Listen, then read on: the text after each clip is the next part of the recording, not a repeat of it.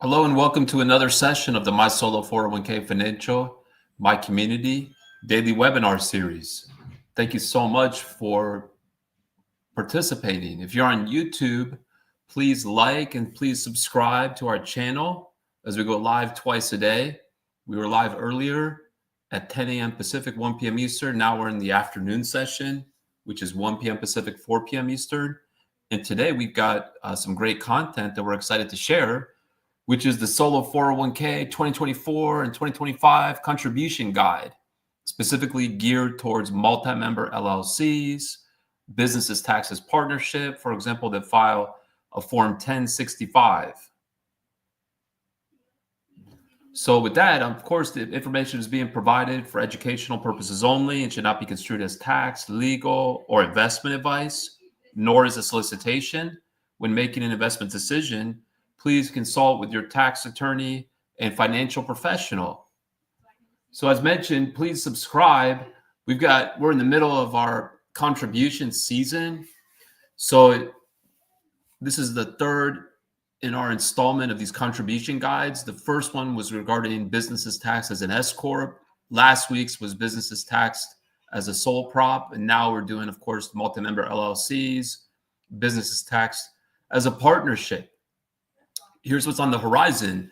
We're going to go through our Solo 401k strategy sessions where we talk about how much income you would need to maximize contributions, what that magic number is. We're also going to circle back and go over our mega Backdoor Roth Solo 401k deep dive guides for 2024 and 2025. So if you subscribe, if you hit the notifications bell, you'll get all the notifications. And then, of course, we're going live every day, twice a day. One at 10 a.m. Pacific, 1 p.m. Eastern, and then we're back again in the afternoon at 1 p.m. Pacific, 4 p.m. Eastern. So you can come in, you can ask questions, you can hear what other folks are asking. So please don't hesitate to chat over questions. Here's the agenda, just to give it a little bit more meat. We're going to talk about the contribution limits. We're going to go through scenarios and examples to paint the picture when it comes to those limits. We're going to talk about the resources like the online calculator. We're going to talk about all the mechanics like the deadline, how to make contributions, how to report contributions, some common misconceptions like what is not a contribution. And then we'll touch on the bonus content, which is the tax credit. So again, please subscribe. You get all the notifications. Please subscribe to the YouTube channel. Now, anytime we're talking about contributions, we always want to start with the basics, in terms of how much I can contribute. It's going to be based on different factors. One factor is your self-employment income. The way that I think about that is you can't save more than you earn. The whole purpose of a 401k is for people who work to save their earned income, whereas the purpose of a solo 401k is for a self-employed worker to save their earned income. So you have to have that earned self-employment income to justify the contribution. Your age is another factor because once you're above a certain age, you can make what are called catch-up contributions. And now they've got the super catch-up contribution limit, which we'll explain what that is in a moment. Next is going to be whether you participate in another retirement plan, such as a plan through a day job. Finally, the type of contribution, whether you're making employee versus employer, pre-tax, Roth, or voluntary after tax. I see that good comment there, and we definitely been getting voicemails. I'm not sure, maybe there's a hiccup with the system. Appreciate you mentioning that. We'll flag you and circle back after we're done. I'm just going to flag your account here. Thanks for coming on. So 1 second. There you are. Okay, perfect. So let's start to dig into these factors. So number one is going to be your income, right? You can't save more than you earn. So what you earn, how you calculate that, it depends on how your business is taxed. And we're here today to discuss businesses taxed as a partnership, right? Could be an LLC taxed as a partnership, multi-member, could be an unincorporated partnership. I mean, somebody that doesn't have an LLC, it's just a group of people that have formed a partnership, right? In other words, a business that's filing a 1065. So for that type of self-employed business, self-employment income is equal to line 14 of your K-1 less 1/2 of the self-employment tax. So you've got to run that pre-calculation to first determine self-employment income. And then that is going to be what your ability to contribute is based on. Now, it's important to recognize you cannot consider W-2 wages from other sources like a day job. You can't consider investment income because, again, the whole purpose here is to say that earned self-employment income. So that's what earned self-employment income is for a business taxed as a partnership. It's line 14, specifically code A of Schedule K-1 less 1/2 of the self-employment tax. Oh, got messed up here with the clicker. Okay. So now let's start to look at the limits. So you've got different limits to look at. You got the overall limit, and then for each type of contribution, we've got limits there as well. Then we're going to apply what we learned to different contribution scenarios. So for 2024, the overall limit is $69,000. And then if you're age 50 or older, you've got the $7,500 catch-up. For 2025, the overall limit was raised to $70,000. If you're age 50 or older, you still have that same $7,500 catch-up. But if you're age 60 to 63, now instead of $7,500 as a catch-up contribution limit, you've got a super catch-up contribution limit of $11,250. So for somebody that's age 60 to 63, your overall limit is effectively $81,250. So then we're going to dig in and look at the different types of contributions. So a solo 401k plan has the highest contribution limits for any defined contribution plan available to self-employed individuals.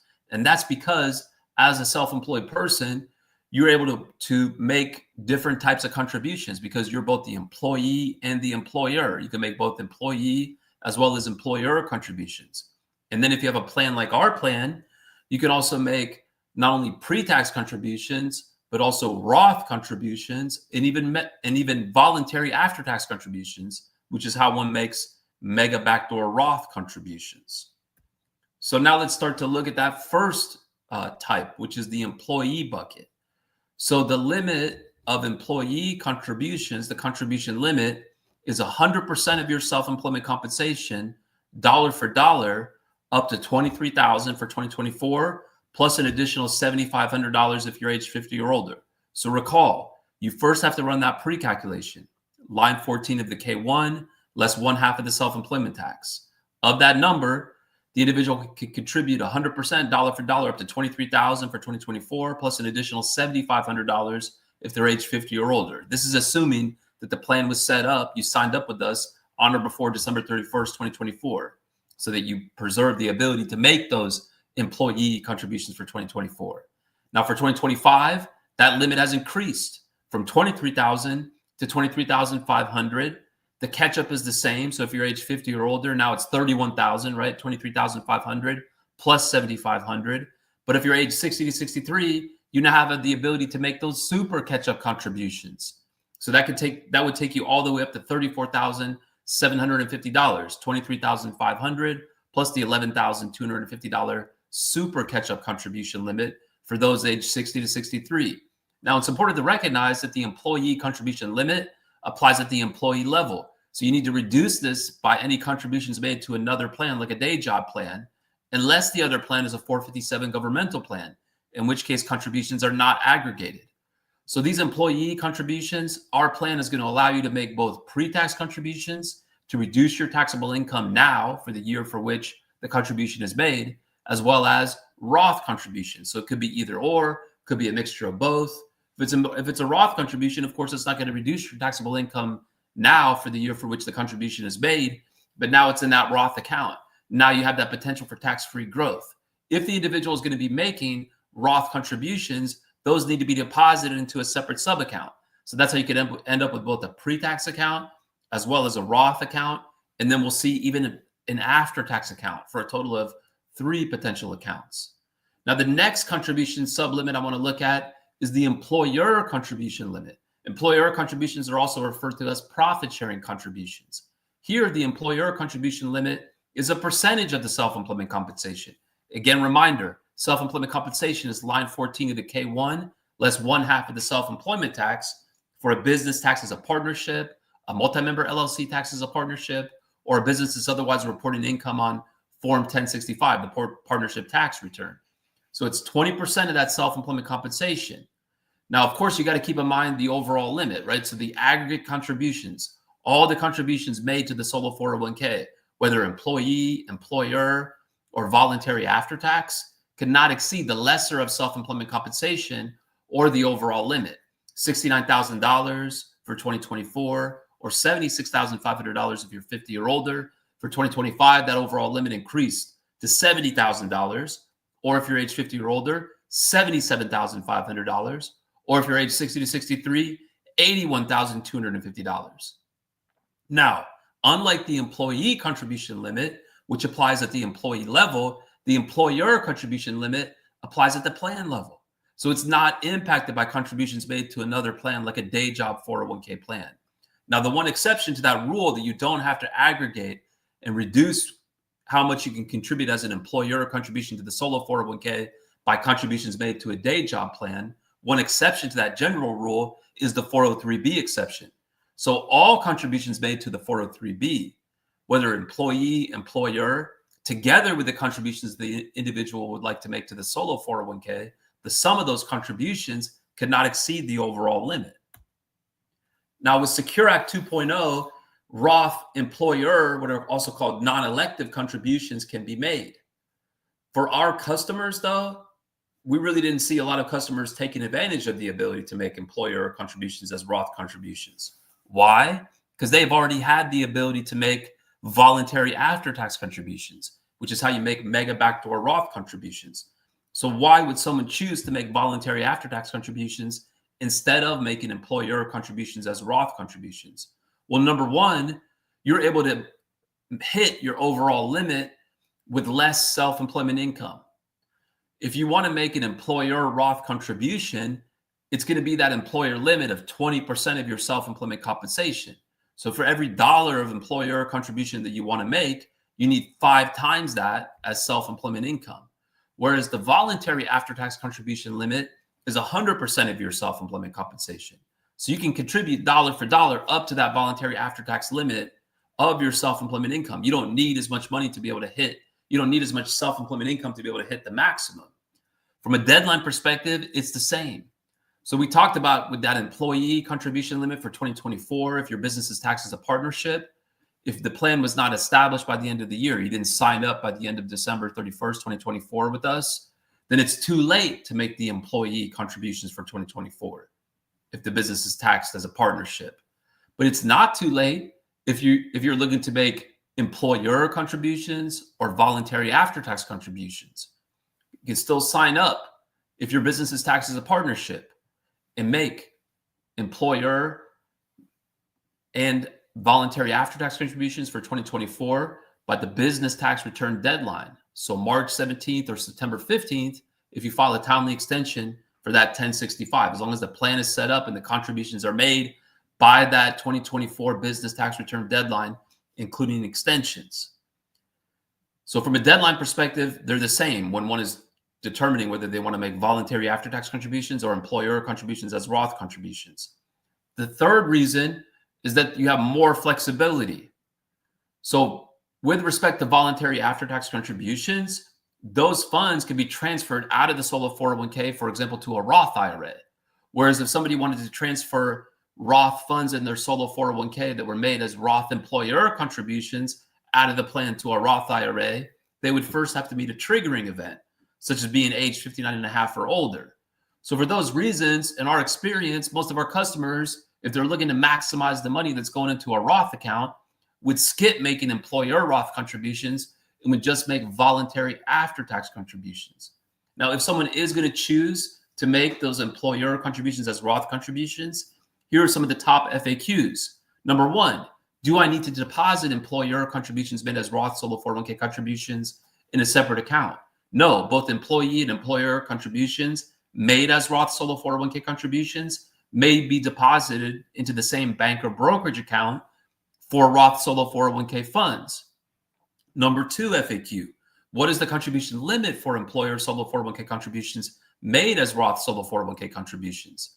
Well, it's the same as whether someone's making pre-tax or Roth employer solo 401k contributions. It's 20% of the self-employment compensation, of course, subject to the overall limit. Lastly, how do I report employer solo 401k contributions made as Roth solo 401k contributions on my personal or business tax return? Well, this was an open question once Secure Act 2.0 was enacted, right? There was a lack of clarity as far as how to report those employer contributions if they were going to be made as Roth contributions. Because up until that point, historically, Roth contributions were always made as pre-tax contributions, or I should say, employer contributions were always made as pre-tax contributions. So it was an open question. Okay, well, if it's a pre-tax contribution, how am I going to report it if the intention here is to make it as a Roth contribution? So almost a year later, the IRS issued IRS Notice 2024-2, which answered that question, which provided the missing clarity. So per IRS Notice 2024-2, Roth employer contributions are reported as tax deductible. So in other words, like a pre-tax contribution on the employer's tax return. In other words, Form 1065 for the year for which the contributions are made, and then reported as taxable to the employee for which the contributions are deposited on a Form 1099-R. All right, so that takes us to the voluntary after-tax contribution limit, and then we're going to apply these different limits to different scenarios. So the voluntary after-tax contribution limit is 100% of your self-employment compensation, dollar for dollar, up to the overall limit. In other words, it's the lesser of your self-employment compensation or the overall limit. Now, of course, you got to keep in mind that overall limit. So the sum of all the contributions that the individual would like to make to the solo 401k, whether employee, employer, and or voluntary after tax, cannot exceed the lesser of self-employment compensation or the overall limit. So if you have $69,000 of self-employment compensation for 2024, and you ended up contributing, say, $23,000 as an employee, you're only going to be able to contribute another $46,000 as a voluntary after tax. Now, it's noteworthy that the limit doesn't go up. The voluntary after-tax contribution doesn't go up once you're age 50 or older. So if you're going to make catch-up contributions, you don't make it as a voluntary after-tax contribution. You're either making it as a pre-tax or a Roth employee contribution. Like the employee contribution limit, or I should say, unlike the employee contribution limit, it's not impacted by contributions made to another plan, like a day job plan. So it's like the employer limit, right? Where even though you might have maxed out contributions to your day job plan, you're still going to be able to make voluntary after-tax contributions up to the limit, assuming you got the self-employment income to justify it. Now, one exception to that rule is the 403B exception. So all the contributions that the individual makes to the 403B, plus any employer contributions made to the 403B, together with all the contributions that they want to make to the solo 401k, the sum of those amounts cannot exceed the overall limit. Now, like the Roth contributions, voluntary after-tax contributions need to be deposited into a separate sub-account. This is how someone would end up having 3 different accounts: pre-tax, Roth, and after-tax, or even 6 accounts for a plan if there are, say, 2 participants, like a husband and wife, both working in the same business, both participating in the solo 401k. They each might have pre-tax, Roth, and after-tax for a total of 6. So now let's apply these limits to different scenarios. So the way that we like to do this is start out with a baseline scenario, and then we tweak the different variables to illustrate different points. So we're going to start out with the assumption that it's a self-employed business, taxed as a partnership, or a multi-member LLC, taxed as a partnership, where there's one participant in the plan who's under age 50 and does not make contributions to another plan, like a day job plan. This individual's goal is to first maximize pre-tax contributions, and then if they're able to, make any additional contributions as Roth and or voluntary after-tax. We're going to assume that they have $100,000 of self-employment compensation. In other words, line 14 of their K-1 less 1/2 of self-employment tax is equal to $100,000. Finally, we're going to assume that all the employer contributions are made as pre-tax contributions, not as Roth. So if they want to make Roth, they're either going to make it as an employee or as a voluntary after-tax and then move it over to the Roth. In other words, a mega backdoor Roth. All right, so based on this scenario, this individual would be able to first make a pre-tax employee contribution up to the applicable limit, $23,000 for 2024, $23,500 for 2025. The employer pre-tax contribution limit will also be reached, which is 20% of their self-employment compensation, or $20,000. And then they'll be able to do the difference as a voluntary after tax. So for 2024, they would contribute $23,000 as an employee plus $20,000 as an employer for a total of $43,000. And then they'll do the difference up to $69,000, so another $26,000 as a voluntary after tax. And then they'll move the money over from the voluntary after tax to their Roth solo 401k. So at the end of the day, they'll have $43,000 in their pre-tax, $26,000 in their Roth. And then for 2025, they'll make $23,500 as an employee plus $20,000 as an employer into that pre-tax account, and then do the difference up to $70,000, so another $26,500. First, it goes into the after tax, and then it gets moved to the Roth. So at the end of the day, for 2025, they'll have $43,500 in their pre-tax account between employee and employer, and then $26,500 in their Roth account after transferring from the voluntary after-tax account. In other words, a mega backdoor Roth contribution. So now let's go back to the base, and we're going to change the scenario from $100,000 of self-employment compensation to $50,000. How does that change these contribution buckets? So it doesn't change the employee bucket. They're still able to do 100% up to the applicable limit. The employer bucket will change, right? Because it's 20% now of $50,000. So it's $10,000. And then this is also a good illustration that the total amount of contributions that are made to the plan cannot exceed the lesser of self-employment compensation or the overall limit. Here, the self-employment compensation amount is less than the overall limit. So now they're able to do the difference up to that $50,000 amount. So that's another $17,000 for 2024, $16,500 for 2025 into that voluntary after-tax account, and then they can move it over to the Roth solo 401k. So now let's go back to the base, back to having $100,000 of self-employment compensation. But now we're going to change the variable to say that this individual has maximized their employee contributions to a day job plan, to a day job 401k plan. So how does that impact how much they can contribute to the solo 401k? Well, that means they're not going to be able to make any employee contributions because the employee contribution limit applies at the employee level, whereas the employer limit and the voluntary after-tax contribution limit is not impacted. It's not reduced by those contributions made to the day job plan. So the employer contribution amount is going to be the same. It's going to be 20% of 100,000 or 20,000. But now the voluntary after-tax contribution limit is going to go up because they're going to be able to contribute the difference, right? It's not reduced by that employee contribution made to the day job plan. So now they're going to be able to do another 49,000 as a voluntary after-tax contribution for 2024, another 50,000 as a voluntary after-tax contribution for 2025.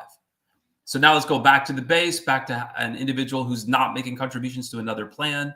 But here their goal is to not make pre-tax contributions, but instead to focus on Roth and or voluntary after-tax contributions. So that employee contribution, instead of going into the pre-tax account, it's now going to go into the Roth account. Same amount, but now it goes into the Roth account.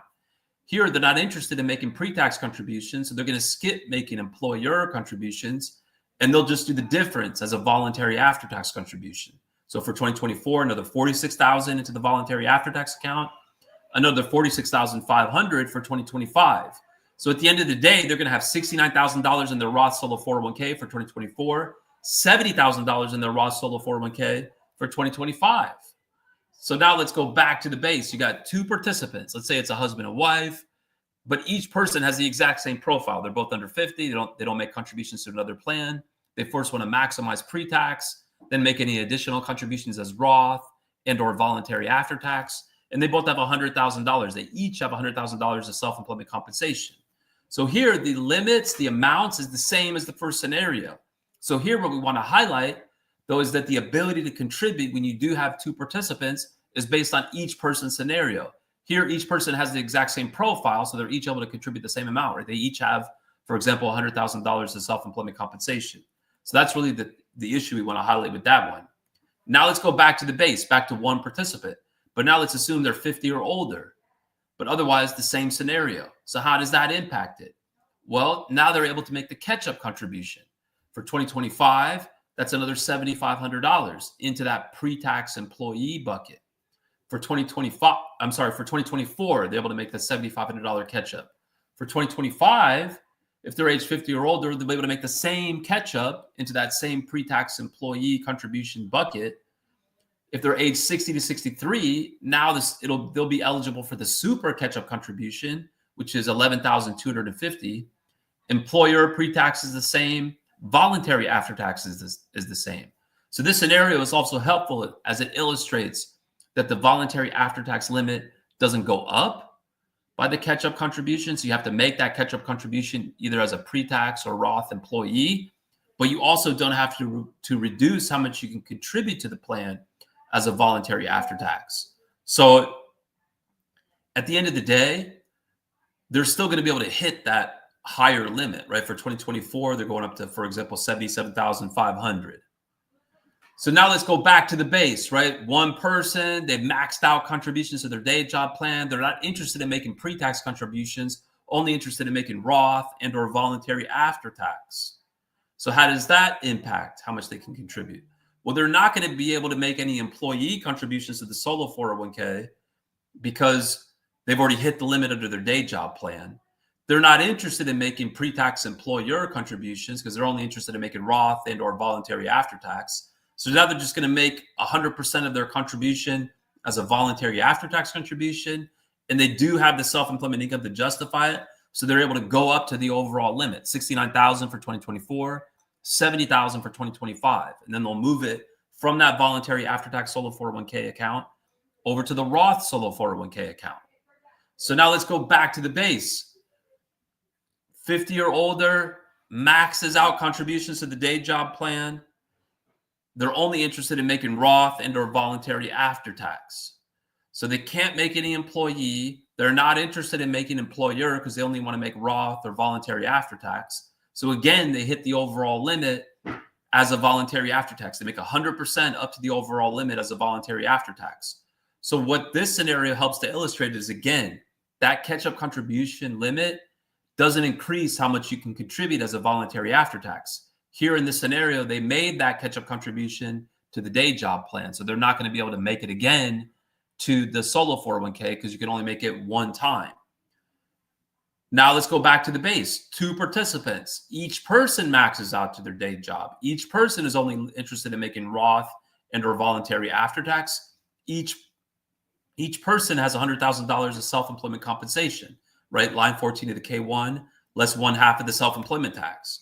So here, this again shows that the amounts don't change, right? Each person is not able to make employee. Each person is not interested in making employer because they only want to make Roth or make a backdoor Roth contributions. So they simply contribute 100% up to the overall limit each as a voluntary after-tax contribution. So again, this highlights that the ability to contribute is based on each person's scenario. All right, so that takes us to the end of the scenarios to help illustrate those rules. Now let's talk about some of the mechanics. So first, we want to highlight one of the resources, which is our online calendar. You can easily find it on our website, mysolo401k.net. Under Learn, there's a drop-down menu. You just click on Online Tools.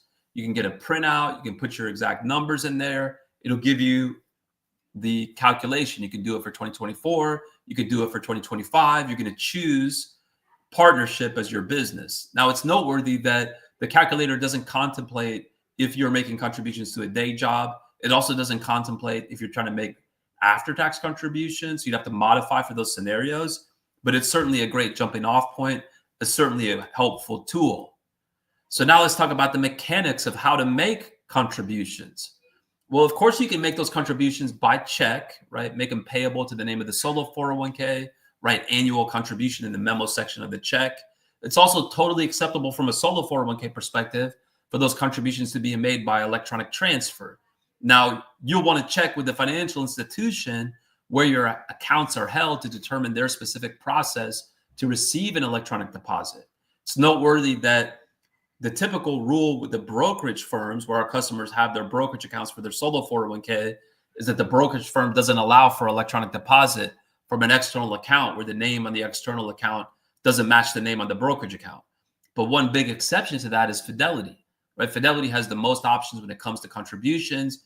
And they're also the most permissive in allowing contributions to be deposited electronically from an external account where the name on the external account doesn't match the name on the account of Fidelity. In other words, it's not in the name of the plan. It's also noteworthy that each participant deposits his or her contributions into separate sub-accounts, like we talked about. That's how you end up with people having 6 accounts, right? 3 accounts for one participant, 3 accounts for the other. That goes to the next bullet, that different types of contributions, whether it's pre-tax, Roth versus voluntary after tax, will go into separate sub-accounts. It's certainly acceptable from a solo 401k perspective to transfer funds in one lump sum or a series of contributions. In other words, it doesn't have to be every payroll, every pay period, right? You've got all the way up until your business tax return deadline, including extension, to make those contributions. It's certainly acceptable to transfer the funds from either a personal account or a business account, regardless of whether it's an employee, employer, or voluntary after tax. When is the deadline to make contributions? Well, with solo 401k plans, you have more time to make contributions. So you have until the business tax return deadline, including any timely filed extension. That's per IRS publication 560, which is the landmark guidance for self-employed retirement plans like solo 401ks. Now that presupposes that the plan was set up by the end of the year. If the plan was set up by the end of the year, that'll lock in the ability to make all types of contributions, whether employee or employer or voluntary after tax, by the business tax return deadline. And that's clear based on, it's also confirmed by IRS publication 560. There's this chart on page 3 that we have the excerpt of. But with Secure Act, though, there was some additional time to set up plans and make contributions. So this chart helps to shed light on some of that additional time. So again, to have the most options and have the most time to make contributions, you need to have the plan set up by the end of the year. In other words, for those that signed up with us by December 31st, they didn't necessarily have to have the accounts open, but they signed up with us. If yes, they would have preserved the ability to make all types of contributions, whether employee, employer, or voluntary after tax, by the partnership, right? Because we're talking about partnerships here, by that 1065 deadline. So March 17th or September 15th in 2025, if a timely extension is filed.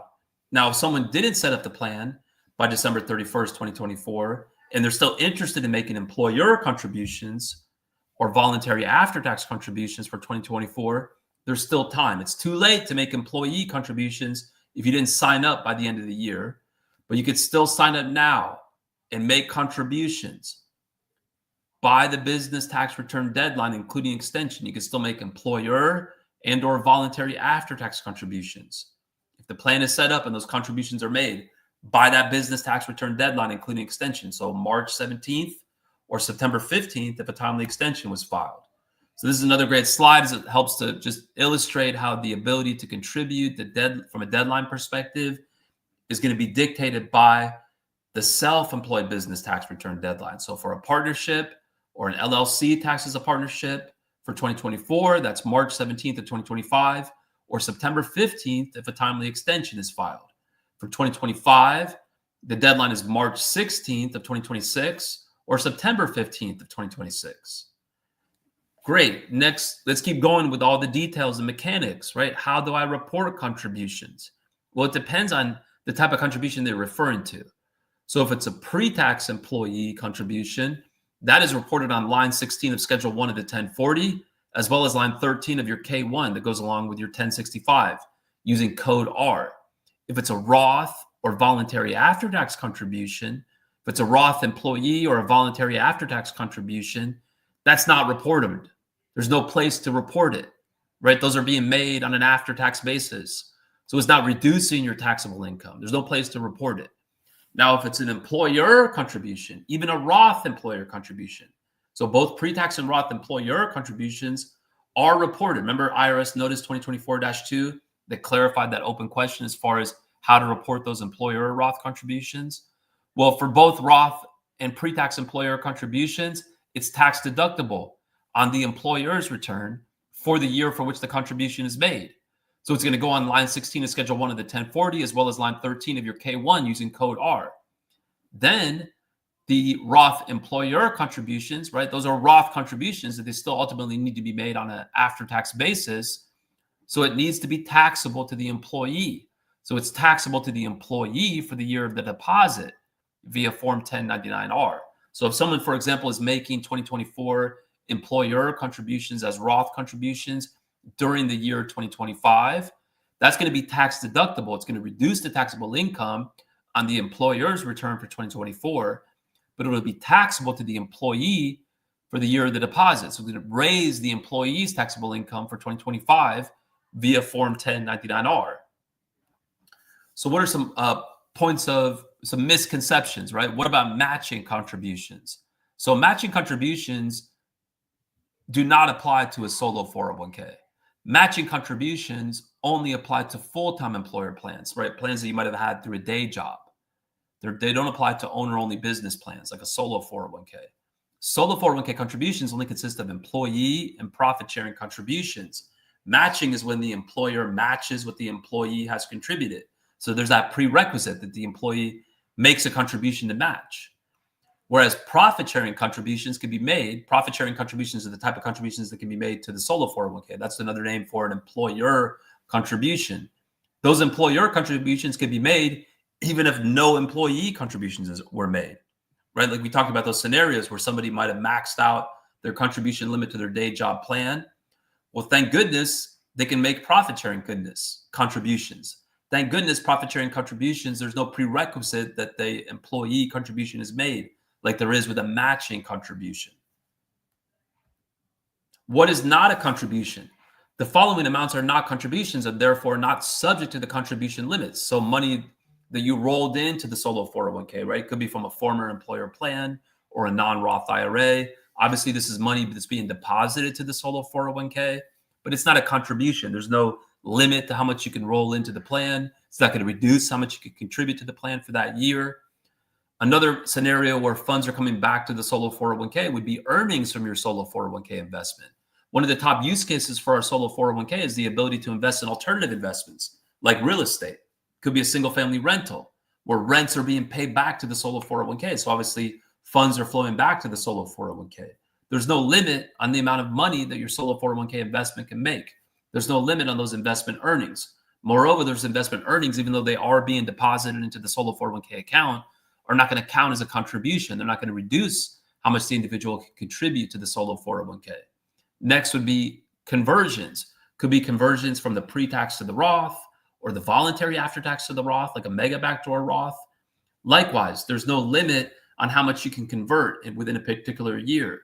It's not going to count as a contribution. It's not going to reduce how much you can contribute to the solo 401k. And then finally, repayment of solo 401k participant loans. Likewise, this doesn't count as a contribution, doesn't reduce how much the individual can contribute for that year. So as I mentioned, we got some bonus content. Our solo 401k plan qualifies for $1,500 tax credit. In other words, it makes the self-employed business eligible to claim $1,500 in tax credits, $500 per year for 3 consecutive years. This credit is available to both new plans as well as existing solo 401k plans, right? That someone might have at a discount brokerage that they upgrade to our plan. It's going to automatically include the feature that makes the business eligible to claim the credit. So now the individual would be able to start claiming those credits. It's also noteworthy that there are other credits that were authorized under the Secure Act. For example, the startup cost credit. Now, the startup cost credit is not available to an owner-only business, right? You'd have to have a plan where there's non-owner employees participating, which of course, by definition, a solo 401k plan is only for owner-only participants. So a solo 401k plan is not going to be eligible for the startup cost credit, but it is eligible for the automatic participation credit, which is what the solo 401k tax credit is.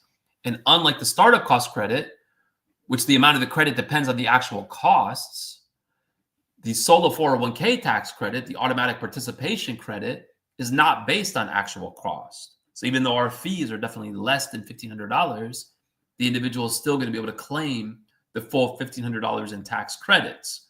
So if they set up a new plan in 2024, they're going to be able to start claiming that credit when they file their 2024 taxes.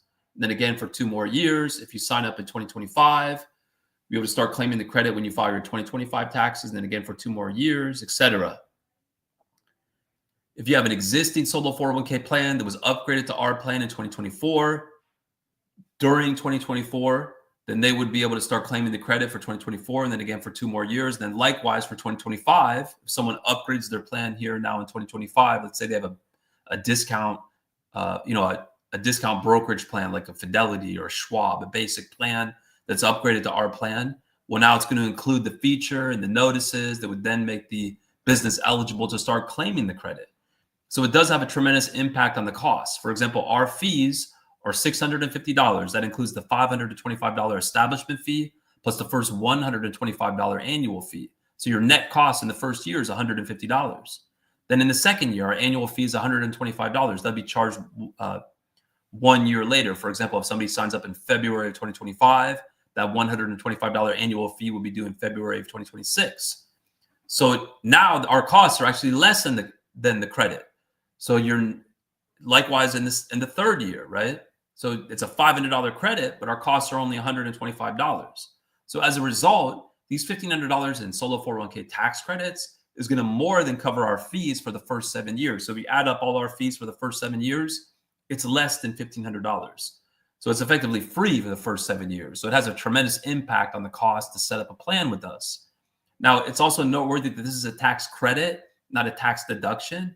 With the tax deduction, the individual is reducing their taxable income upon which their tax liability is calculated. Whereas with a tax credit, it's much more impactful because you first determine your tax liability and then you reduce it dollar for dollar by the amount of the credit. So it has a much more impactful effect. Again, eligibility is to set up a solo 401k plan like our plan that includes the automatic contribution feature. What is the automatic contribution feature? Well, it sets a default 3% contribution percentage, but the solo 401k owner as the participant has the right to opt out of that default 3% contribution amount. Opting out of the default amount doesn't mean that the business is not eligible to claim the credit. It still is. The plan still has the features, etc. Opting out just means that the individual can now make contributions of whichever amount or schedule they prefer, obviously subject to the deadline and the limits. Again, if you have an existing plan, you could upgrade it to our plan to include the feature. The credit is claimed by filing Form 8881. We hosted a deep dive webinar with an IRS enrolled agent that goes through step-by-step how to claim that credit. And obviously we provide that to all of our customers to make it easy for them to claim that credit. It's just a 2-page form. So a couple quick examples. Lindsay is self-employed and has a solo 401k. She amends her plan to add the automatic contribution feature by the end of December 31st, 2025. She's going to be able to claim the $500 credit when she files her 2025 taxes. And then again for 2 more years, as long as she maintains the plan with the automatic contribution feature. Whereas Brad is a solo attorney with no employees, so he is eligible to set up a solo 401k. If he signs up for our plan by the end of this year, he'd be able to claim the $500 tax credit. And then again for 2 more years, as long as he maintains the plan with the automatic contribution feature. So again, please continue to engage. We go live twice a day.